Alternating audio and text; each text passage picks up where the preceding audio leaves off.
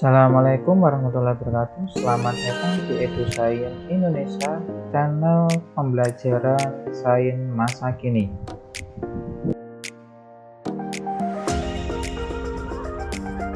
Pada video kali ini akan dijelaskan mengenai asam nukleat. Dan hal ini yang akan dibahas yaitu berupa DNA atau yang dikenal dengan deoksiribosa nukleik asid.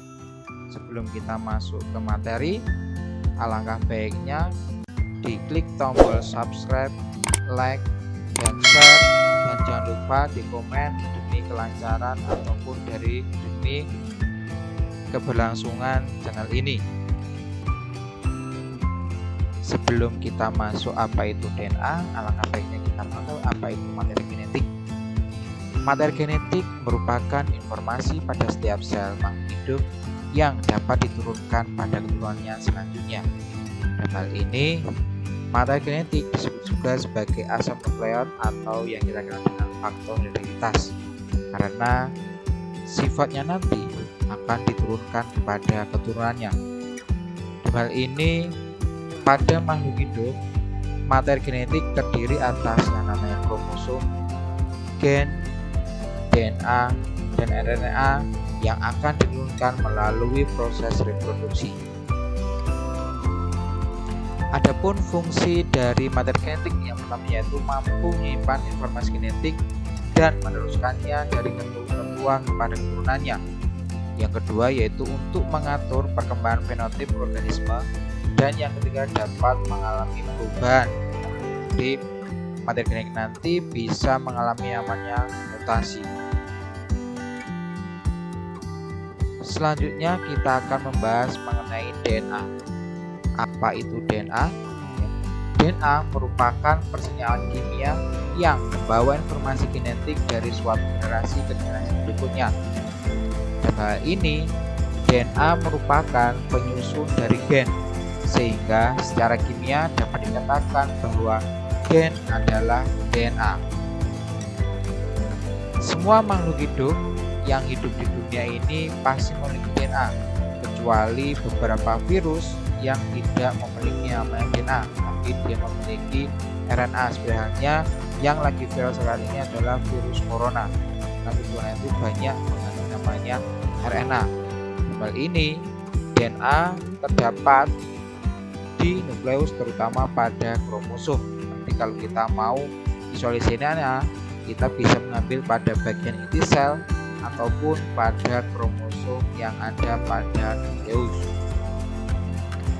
Adapun sejarah dari munculnya atau ditemukan DNA, yaitu pertama kali dicoba, itu percobanya pada tahun 1950-an, yang diperkasai oleh Weston dan Crick, bahwa pada tahun 1953 beliau berdua ini menemukan bahwa ada suatu DNA yaitu berupa suatu rantai ganda.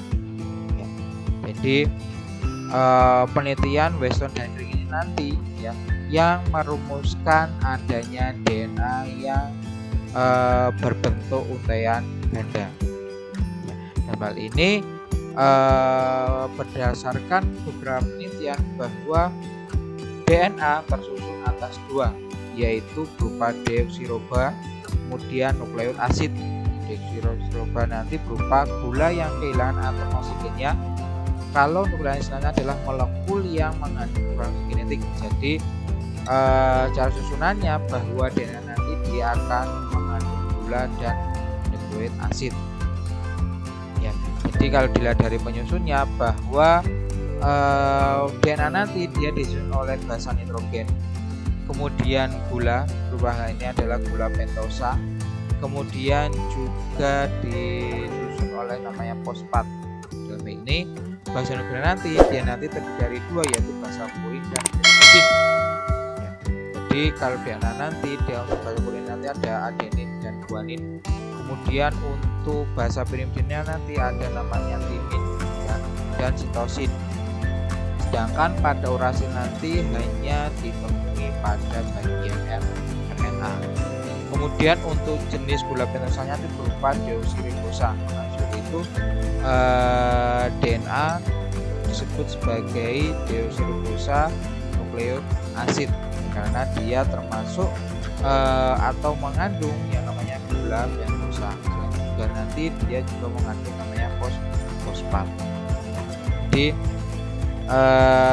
setiap dari basa nanti dia nanti akan memiliki struktur yang berbeda-beda tergantung dari jenisnya, apakah nanti dia basa purin ataupun basa pirimidin. Kemudian bahwa ya, DNA nanti ya dia nanti kalau sudah tadi ditemukan bahwa DNA nanti terbentuk berupa double helix atau untai ganda ya, yang merupakan komplementer masing-masing. Jadi setiap pentosa nanti, setiap gulanya nanti juga akan terikat pada salah satu dari 4 basa yang terdiri dari adenin tadi, guanin, sitosin, dan timin. Sedangkan gula ribosa dan fosfat nanti yang menyusun DNA nanti terletak di bagian luar molekul. Ya.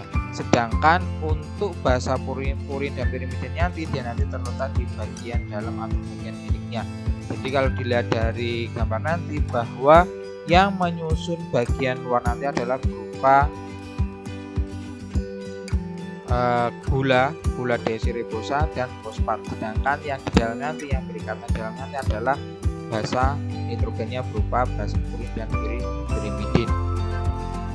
Dalam ini ya dapat dijelaskan bahwa antara basa tadi ya pengikatan selain ada fosfat, kemudian ada gula ribosa, kemudian juga ada namanya basa tadi. Setiap karena nanti dia adalah untaian ganda ya, jadi pasangan antara basa nitrogen satu dengan yang lainnya, untaian satu dengan yang lain nanti akan ada namanya ikatan hidrogen. Jadi istilahnya nanti bahwa setiap basa nukleotida antara strain satu di strain lain nanti dia akan diberikan dengan ikatan hidrogen. Jadi basa nukleotida nanti pada susunan nanti saling berpasangan antara purin dan pirimidin dan dihubungkan oleh ikatan hidrogen. Kemudian untuk pasangan basa pada cincin gula nanti diikat dengan ikatan hidrosidik. Jadi kalau antar basa nanti berupa ikatan hidrogen, kemudian antara basa dan gula nanti yaitu berupa ikatan hidrosidik. Jadi untuk strukturnya dapat dilihat pada gambar. Ya, jelas bahwa antara basa purin dan pirimidin nanti adalah berupa ikatan hidrogen, kemudian antara basa dari setiap masing-masing untaian nanti dia nanti adanya ikatan hidrosidik. Kemudian setiap molekul DNA nanti dia akan memiliki namanya ujung 5 dan ujung 3 yang ditandai dengan adanya dengan ada tidaknya ikatan dengan molekul fosfat tadi. Jadi dapat dikatakan bahwa untaian DNA double helix nanti dia nanti akan memiliki polaritas. Jadi salah satu ujung rantai DNA nanti akan memiliki fosfat dengan rantai karbon ya berupa 5 deoksiribosa, dan pada ujung nitrogen nanti ya, dan 3 pada ujung rantai yang lainnya. Sedangkan pasangan rantai nanti dia akan kebalikan. Jadi kalau yang satunya nanti dimulai dari ujung 5 ke 3, tapi untuk pasangan nanti dia dimulai dari ujung 3 ke 3. Sehingga dikatakan bahwa rantai DNA double helix nanti akan memiliki rantai bidireksional polinukleotida, yaitu mulai dari 3 ke 5 dan 5 ke 3, atau bersifat antiparalel yaitu saling berlawanan, sehingga untaian basa nanti digambarkan sebagai berikut. Jadi setiap untaian DNA nanti ya dia nanti dimulai dari 3 dan komplementernya adalah 3 ke 5. Adapun ya selanjutnya yaitu ada fungsi dari DNA sendiri nanti adalah yang pertama nanti membawa informasi genetik dari suatu generasi ke generasi berikutnya. Karena DNA nanti, karena nanti dia merupakan ujung tombak dari sifat yang akan diturunkan pada keturunannya. Kemudian yang kedua nanti adalah mengontrol aktivitas hidup secara langsung dan tidak langsung. Kemudian juga nanti mensintesis RNA dan berperan dalam proses sintesis protein. Jadi kalau DNA nanti rusak, otomatis nanti RNA yang biasanya rusak, otomatis nanti akan mempengaruhi dari sintesis protein yang berlangsung. Kemudian untuk sifatnya nanti bahwa DNA nanti ya jumlah nanti adalah dia konstan pada setiap jenis sel dan spesies. Kemudian kandungan DNA nanti dalam sel tergantung sifat ploidi atau jumlah kromosomnya. Jadi kalau nanti dia kromosomnya 24, jadi nanti kandungannya DNA nanti juga 24. Jadi sebanding dengan jumlah kromosom dan juga kandungan DNA tersebut. Kemudian kalau dilihat dari bentuknya nanti, pada bentuknya nanti ya pada inti sel prokaryot nanti seperti benang yang tidak bercabang. Sedangkan kalau pada inti sel prokaryot nanti berupa plasmid dan mitokondria bentuk nuklear. Jadi kalau pada inti sel atau nukleus pada sel prokaryot nanti dia adalah berupa benang ya.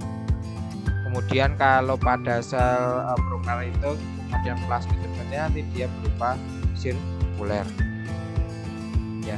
Kemudian adanya DNA nanti ya juga dapat mengalami namanya replikasi atau penggandaan. Jadi replikasi diri nanti adalah merupakan proses penduplikasian diri yang terjadi saat interfasi sebelum sel membelah dengan tujuan agar sel anakan dan si pembelah nanti mengandung DNA yang identik dengan sel ini ya. Jadi biasa nanti replikasi dari DNA nanti dia nanti akan terjadi pada fase interfase pada pembelahan sel ya. Sehingga nanti kalau DNA sudah membelah, otomatis nanti kromosom nanti juga akan membelah, sehingga nanti kalau dilihat dari sifatnya antara anak dan ibu nanti dia akan sama. Kemudian jika terdapat kesalahan pada ini, sifat pada sel anakan nanti akan mulai berubah. Jadi seandainya ada salah satu basa nukleotidanya nanti sumama guanin yang dia diganti dengan timin atau adenosine, sehingga nanti akan mempengaruhi dari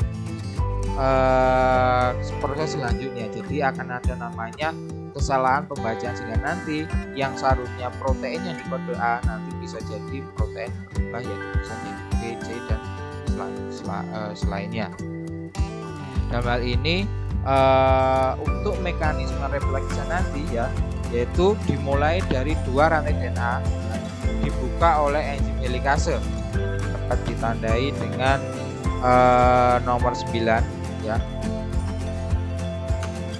Dan juga nanti adanya bantuan enzim topoisomerase ya.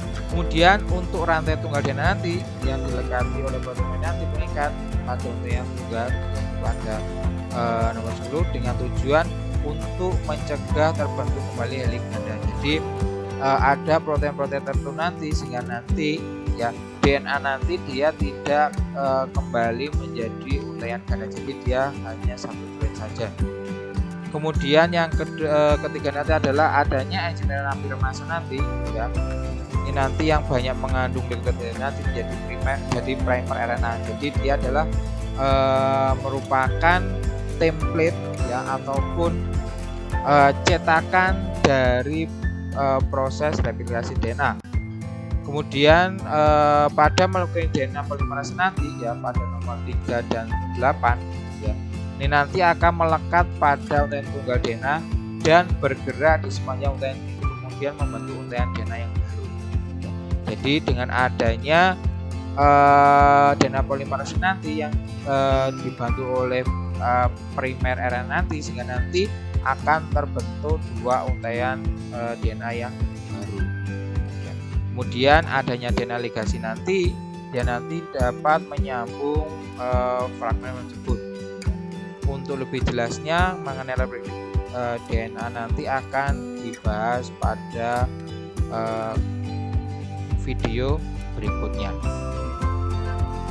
Kemudian berdasarkan teorinya bahwa replikasi DNA nanti dibagi menjadi 3, yaitu ada teori replikasi secara konservatif, kemudian secara semi konservatif dan secara dispersif.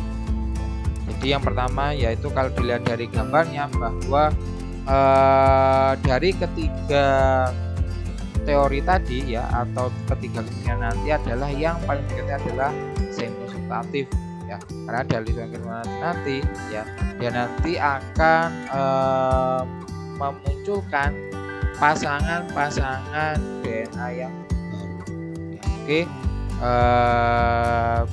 akan dijelaskan satu persatu ya. Yang pertama yaitu secara konservatif, yaitu ditandai dengan molekul DNA untaian ganda nanti induk tetap bergabung, sedangkan dua untai DNA anakan nanti terdiri atas molekul hasil spesimen. Jadi kemungkinan teori yang pertama nanti itu adalah tidak benar mengenai replikasi DNA, karena di sini nanti ya DNA induk nanti dia bukan sebagai cetakan, tapi nanti dia akan berdiri sendiri, sehingga nanti anakan nanti bisa, kalau dilihat nanti dia akan berbeda sifatnya antara induk dan anaknya.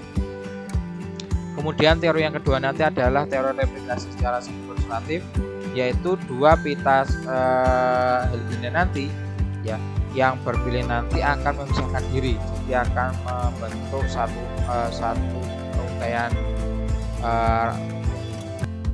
pita tadi ya. Kemudian setiap pita nanti dia sebagai cetakan ya, sehingga nanti adanya cetakan tersebut nanti dengan adanya tadi mekanisme replikasi tadi ya, dia nanti akan membentuk pasangan baru. Jadi setiap anakan nanti dia akan memperoleh sebagian dari DNA dari induknya. Itu untuk teori yang kedua.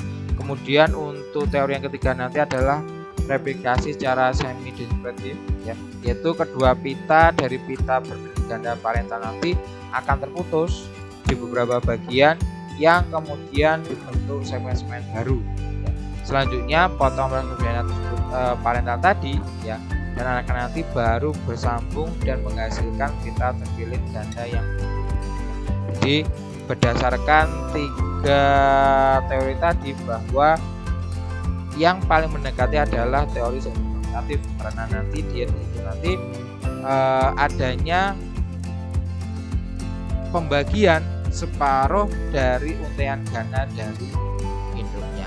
Tapi kalau pada jenis yang ketiga yaitu semi-konservatif nanti dia nanti adalah dari induknya, tapi nanti dia nanti dapat mensintesis untaian-untaian yang baru. Jadi dia nanti separuh dari parental, kemudian nanti ada segmen terus, kemudian nanti dia disambung. Mungkin itu yang dapat disampaikan. Terima kasih atas perhatiannya. Jangan lupa diklik tombol subscribe, like, dan komen demi kelancaran channel ini. Terima kasih, sampai ketemu lagi. Assalamualaikum warahmatullahi wabarakatuh. Salam Ibu saya Indonesia.